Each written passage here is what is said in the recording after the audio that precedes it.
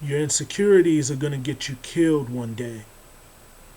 Demise prophesied since slave ships to unmarked graves and shit to a penmanship to documents which only on paper set we free. You hid behind insecurities through abusively forced labor in the fields. The relationship established was bound for divorce. Paths set to the Underground Railroad, and we dig. We dig through filth that you consider clean. We dig through your ulterior motives, knowing that everything has been set up for your own gain. It's like cleaning the toilet first and then the sink with the same rag. You give us water from unchanged faucets.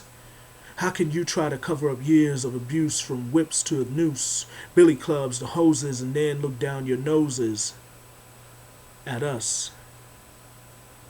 You granted us the right to vote and called this the truce. When the truth lied in your actions, we sang Negro spirituals naively to be greeted with hoses turned on full blast, washing our tears more unforgivingly than a tissue ever would.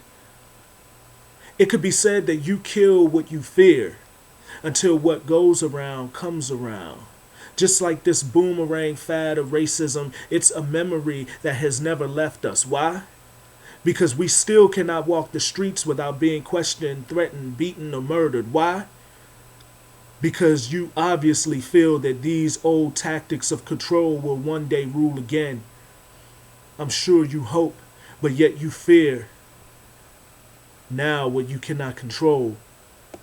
Images of ancestors tossed in ships like trash should haunt you, but they don't, because to plank is so cool.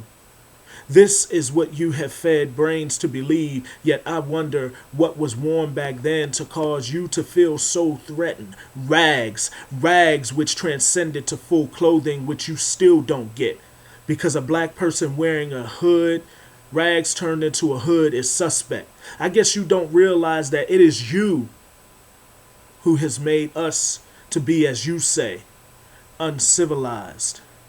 We are now untrusted individuals and have been since you decided to follow the fad of slave trading in the 1500s. However, I wonder, if you really didn't want us here, why didn't you just take us back? So now we, and I say we, knowing that I was nowhere to be found in all of this, but my blood runs deep. My blood runs as deep as the water which carried slave ships here to the blood flowing that night when Trayvon Martin was murdered.